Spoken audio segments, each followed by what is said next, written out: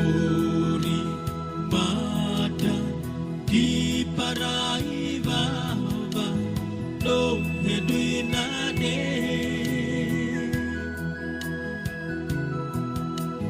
rihieta bale bale laheda pamuridi. Saudara-saudari penopang penghiburan yang dikasihi Tuhan, Tuhan selalu ada di setiap langkah hidup kita.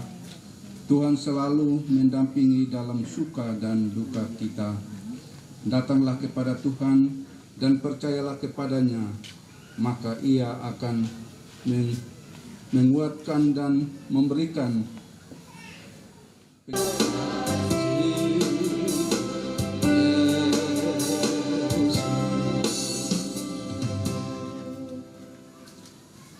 dalam nama Bapa, Anak, dan Roh Kudus.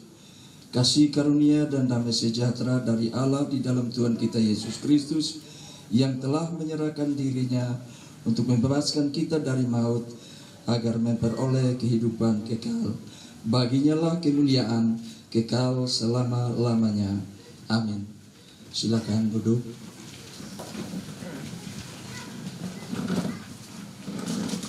Bapak Ibu, saudara-saudara sidang pergabungan yang kami muliakan, kita akan membaca dan merenungkan kebenaran firman Tuhan pada malam hari ini terambil dari Mazmur pasal 90 ayat yang pertama sampai dengan ayat yang ke-12.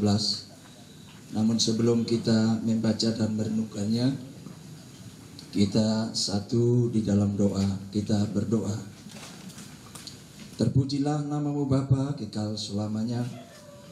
Kasih kemurahan pimpinan penyertaan-Mu bagi kami sehingga sampai dengan malam ini kami masih ada dan kami boleh ada di dalam tenda duka ini di keluarga besar Wila Mangioro sehubungan dengan terpanggilnya Mama saudara kekasih kami Mama Esther Wila Mangioro.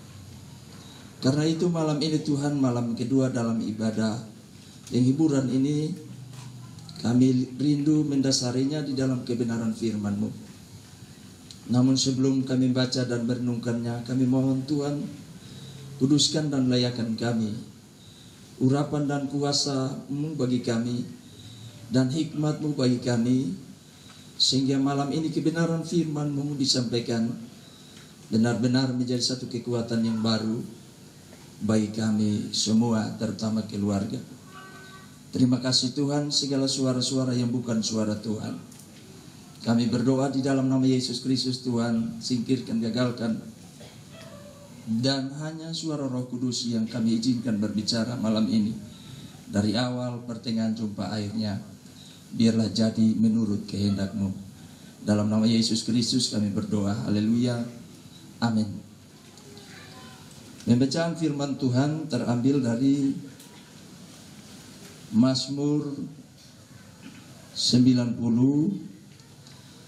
ayat yang pertama sampai dengan ayat yang ke-12 di bawah perikop Allah tempat perlindungan yang kekal, doa Musa abdi Allah. Tuhan, Engkaulah tempat perlindungan kami turun-temurun.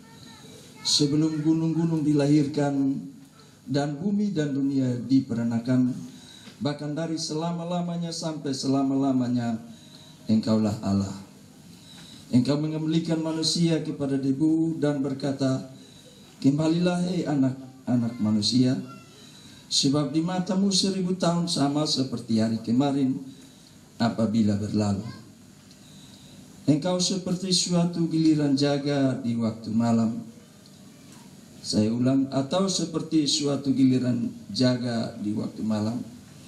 Engkau menghanyutkan manusia, mereka seperti mimpi, seperti rumput yang bertumbuh. Di waktu pagi berkembang dan bertumbuh, di waktu petang lisut dan layu. Sungguh kami habis lenyap karena murka-Mu, dan karena kehangatan amarah-Mu kami terkejut. Engkau menaruh kesalahan kami di hadapan-Mu, dan dosa kami yang tersembunyi dalam cahaya wajah-Mu. Sungguh segala hari kami berlalu karena gemas-Mu. Kami menghabiskan tahun-tahun kami seperti keluh. Masa hidup kami 70 tahun dan jika kami kuat 80 tahun. Dan kebanggaannya adalah kesukaran dan penderitaan. Sebab berlalunya buru-buru dan kami melayang lenyap. Siapakah yang mengenal kekuatan murka-Mu dan takut kepada gemas-Mu? Ajarlah kami menghitung hari-hari kami sedemikian, sehingga kami beroleh hati yang bijaksana. Demikian jauh pembacaan firman Tuhan. Dan tentu sekali yang berbahagia adalah setiap orang yang mendengar firman Tuhan serta memelihara dalam hidupnya hari lepas hari. Haleluya.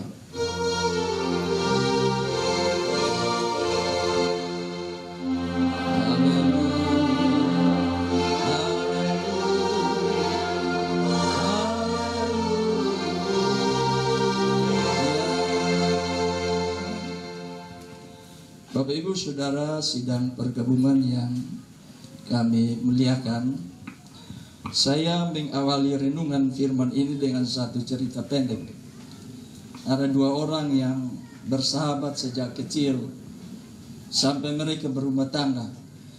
Persahabatan yang begitu indah, tidak pernah mereka bertengkar, apalagi berkelahi. Namun satu ketika mereka berjalan, lalu menemukan satu bungkusan yang indah. Yang satu lihat duluan dari jauh, dan yang satu kebetulan dekat, lalu dia yang pilih. Terakhir mereka bertengkar. Yang satu bilang saya yang lihat itu, yang satu bilang kok saya yang pilih. Lalu mereka bertengkar dan berkelahi. Mau bagi pun mereka tidak mau, harus satu yang dapat. Lalu persoalan ini sampai kepada raja. Lalu atas keputusan raja, bingkisan itu buka dan isinya dibagi. Dan karena ini keputusan raja, maka mereka tidak menolaknya. Dan ternyata Bapak Ibu Saudara yang dikasihi Tuhan, ketika mereka membuka, isinya hanya sisir. Nah karena sisir maka keduanya sangat kesal. Dua-duanya tidak mau. Yang menjadi soalnya karena apa? Dua-duanya botak. Jadi sisir ini tidak bermanfaat bagi mereka. Jadi sangatlah menyesal bagi mereka. Kenapa persahabatan yang begitu indah diakhiri dengan pertengkaran, apalagi perkelahian yang sangat menggores hati. Ternyata barang yang dirampas itu adalah tidak bermanfaat. Bapak Ibu Saudara yang dikasihi Tuhan, kita simpan tahan itu cerita pendek yang ada di situ, karena saya kira kita semua yang ada di sini berambut yang tidak botak, minta maaf yang botak malam ini. Cerita sisir dan botak ini kira-kira nanti sebentar kita masuk di dalam jangan menggoreskan hati, dan kita akan sampai menemukan cerita ini di akhir renungan. Kita akan melihat siapa ini sebenarnya. Kami biasa lingkungan ini panggil ini Oma Wila. Ya. Dalam pembacaan firman Tuhan ini pokok renungannya saya ambil di bagian ayat 12. Ajarlah kami menghitung hari-hari kami sedemikian hingga kami beroleh hati yang bijaksana. Bapak Ibu Saudara yang dikasihi Tuhan, kalau kita memperhatikan bacaan ini dari ayat yang pertama sampai ayat yang ke-12, saya bagi menjadi 3 bagian. Yang pertama itu ayat yang ke-3, 4, 6, 7 dan seterusnya, itu bicara tentang kefanaan manusia. Kefanaan manusia. Menurut Musa di dalam doanya bahwa manusia itu memang fana. Sekuat apapun manusia, sehebat apapun manusia, memang dia fana. Karena bahan dasarnya itu dari debu. Karena bahan dasarnya itu dari debu, maka dia fana. Dia tidak kuat. Kalau kita melihat sejarah Musa ini, Bapak Ibu Saudaraku, dia sampai pada titik puncak. Kalau bicara kepemimpinan, maka dia sampai pada puncaknya. Dia berhasil. Sebagai manusia dia cukup berhasil. Menuntun pada Israel keluar, lalu laut bisa menjadi jalan. Musa berhasil dalam kepemimpinannya. Tetapi dalam merenungkan perjalanan hidup seorang anak manusia, maka dia menyadari bahwa sehebat-hebatnya manusia, apapun juga fana. Dia menggambarkan dua alat di sini, yang dua benda seperti debu dan rumput ini yang tidak bisa bertahan. Apa rahasianya di sini menurut firman Tuhan ini? Artinya bahwa sehebat apapun manusia, sekuat apanya manusia, besar apanya manusia, entahkah itu dari pendidikannya yang sudah sampai profesor, entah jabatannya itu sudah sampai level yang tertinggi, ya, entah keberhasilan ekonominya sampai titik yang luar biasa. Bagi pemazmur itu fana, itu sementara. Artinya menggambarkan kita bahwa tidak boleh lupa diri siapa kita sebenarnya. Sebab manusia itu kadang-kadang dia sampai pada titik yang tertinggi, dia lupa sebenarnya dari mana dia. Karena itu malam ini di tenda duka ini kita merenungkan perjalanan kehidupan kita. Sering kita lupa diri. Ketika Tuhan memberikan kepada kita karunia, berkat-berkat yang melebihi orang lain, maka kita berpikir bahwa kita satu-satunya orang yang terhebat. Dan akhirnya kita lupa bahwa manusia itu fana. Dia hanya debu. Bahan dasarnya tidak ada arti sama sekali. Tapi kalau ada kelebihan-kelebihan, itu anugerah Tuhan, itu kasih Tuhan, itu kebaikan Tuhan. Karena itu Bapak Ibu Saudaraku, malam ini kita boleh merenungkan. Kalau masih ada kesempatan, maka sadarlah bahwa semua yang kita miliki itu sementara. Kalau tiba saatnya kita sama seperti Om Mawila ini, maka semuanya itu kosong. Hal yang kedua, kalau kita baca dari ayat yang ke-7 dan ayat yang ke-8, itu menggambarkan sebenarnya maut atau kematian itu bukan natural atau bukan otomatis. Tapi menurut pemazmur bahwa kematian itu adalah akibat dari dosa dan murka.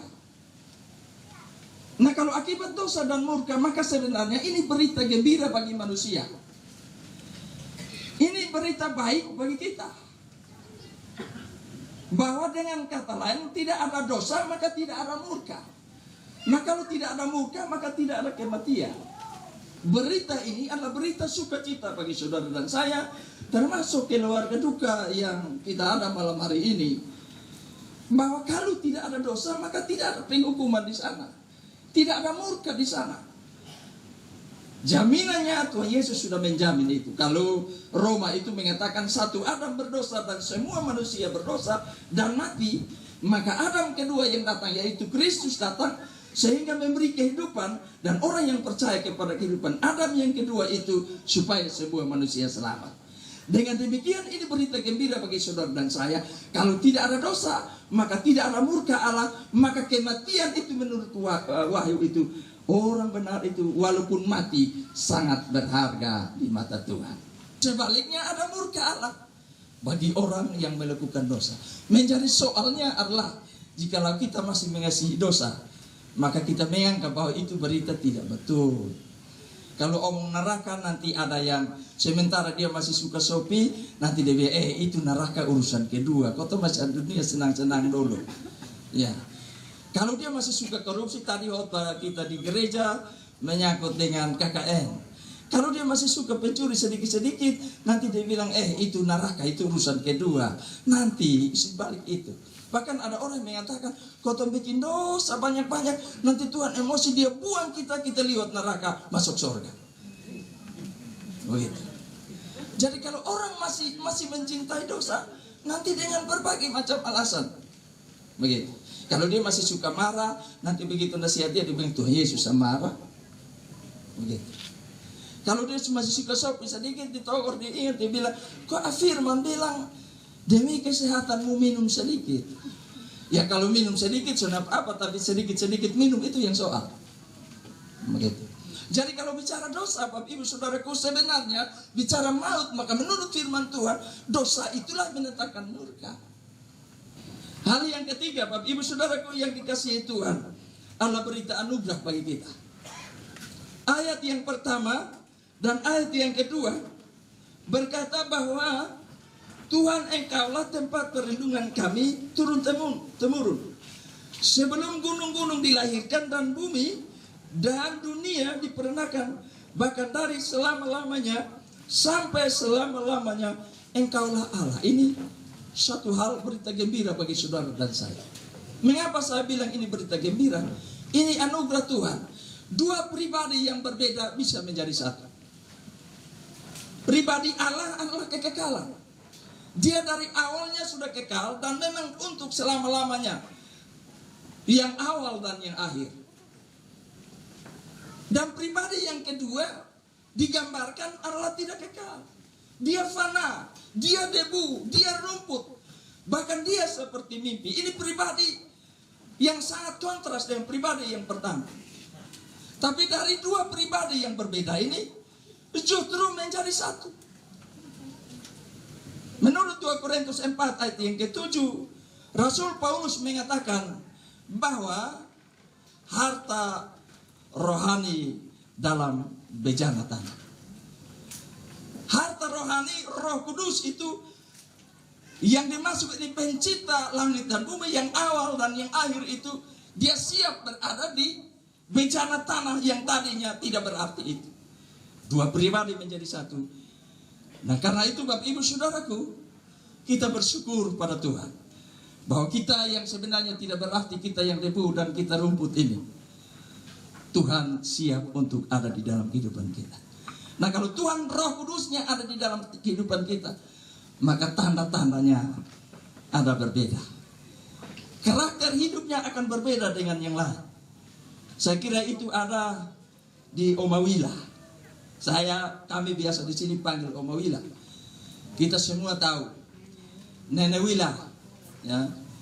Saya punya anak 8 dan hanya satu saja yang tidak Mama Oma Wila, Nenek Wila Raba. Karena dia lahir di rumah sakit. Yang pemain organ itu Imam Pendeta yang itu dilahir di rumah sakit. Tapi semuanya Nenek Wila jam 1, jam 2 saya suka ketuk pintu mulai anak pertama. Jam 1, jam 2 orang tidur enak. Kita ketuk pintu, Nenek Wila pasti bangun. Dan saya bawa sampai di rumah. Itu dia duduk mengantuk makan sirip pinang, tunggu saya pu istri teriak, dia duduk di situ sampai pagi. Kadang-kadang sampai 2 hari nenek tidak pulang. Saya anak 7 Nenek Wila. Yang satu itu yang sekarang kerja di Imam Pendeta terus itu di permis di kaki pencong. Nenek Wila urut sampai lurus. Tadi pagi dia bilang, Bapak, tadi saya sampai hampir siang menyimpan alat pas saya pulang. Saya ingat Nenek Wila. Anak-anak salah sedikit pasti panggil Nenek Wila. Dan saya kira bukan saya saja. Di kampung Amnuban ini jam 1, jam 12, jam berapa saja panggil pasti Nenek Wila pergi. Mulai tahun 2000-an ini dia bilang, Ama, dan saya biasa datang di situ, ya. Saya tidak sekarang, nenek sekarang tidak bisa jalan lagi. Dan siapa mau datang, silahkan datang. Dia tetap melayani sampai pada nafas terakhir.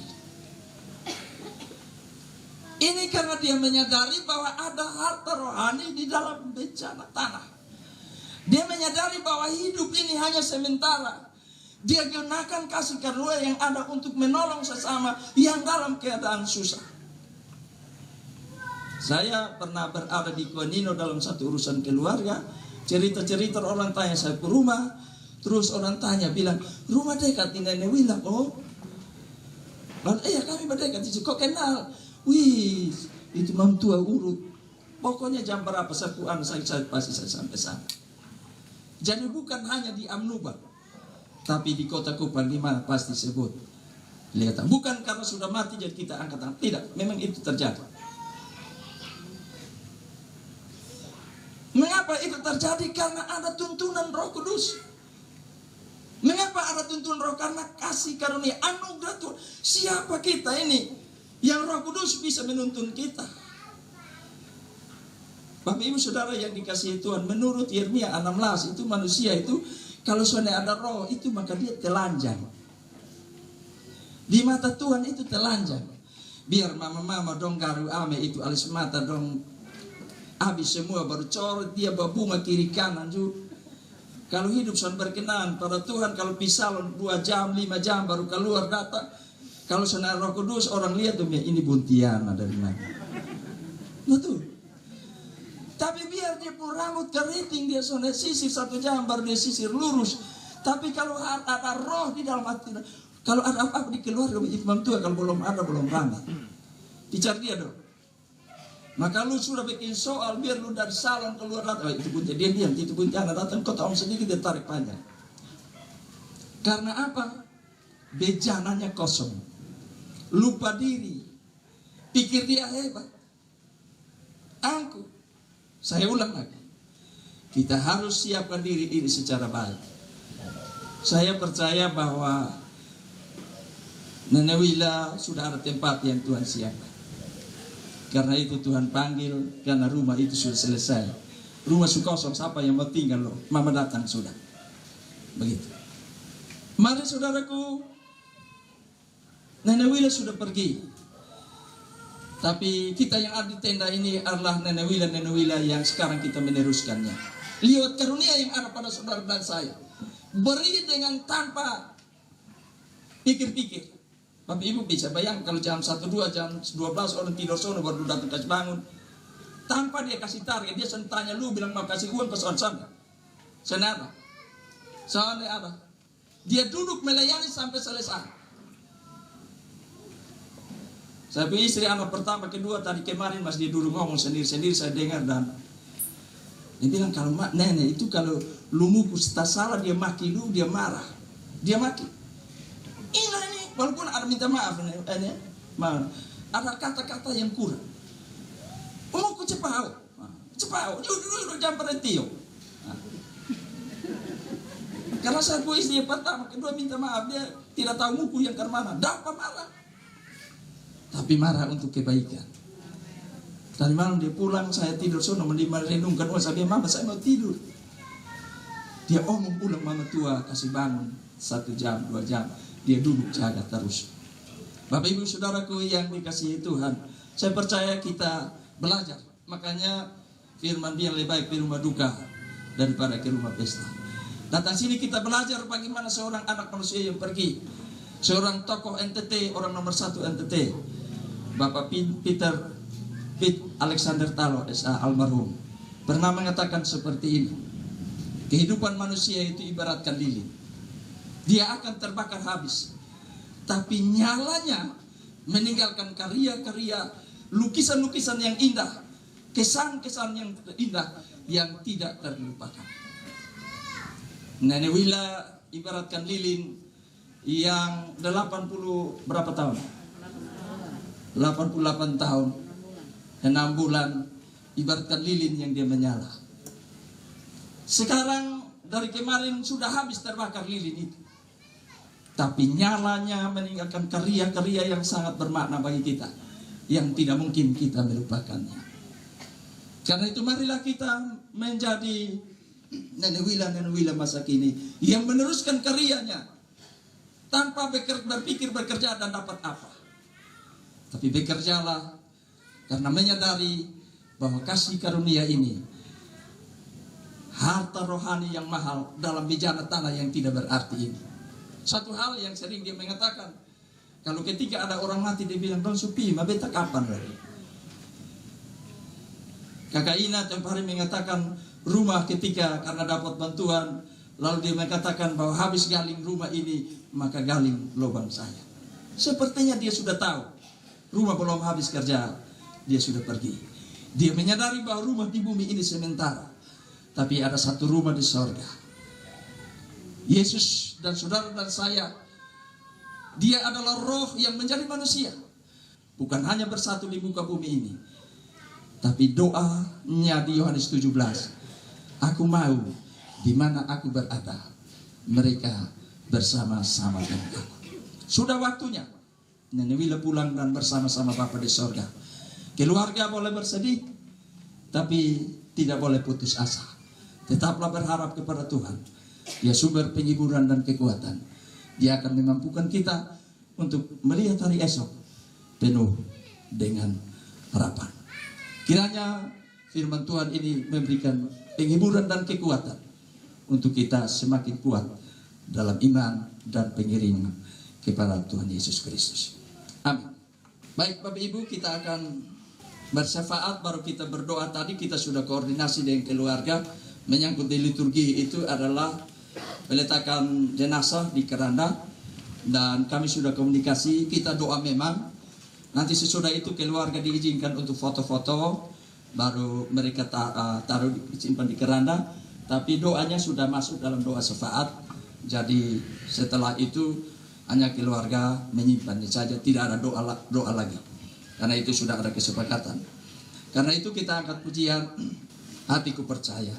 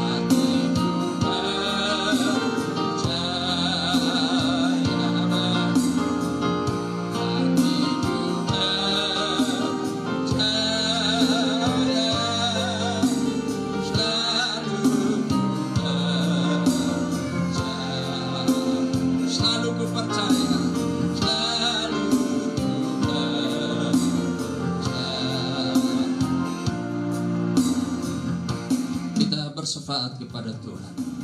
Terpujilah nama-Mu Bapa kekal selamanya. Kasih tuntunan dan pemeliharaan-Mu bagi kami. Kami dapat memuji, menyembah dan mengagungkan nama-Mu dalam ibadah penghiburan malam ini.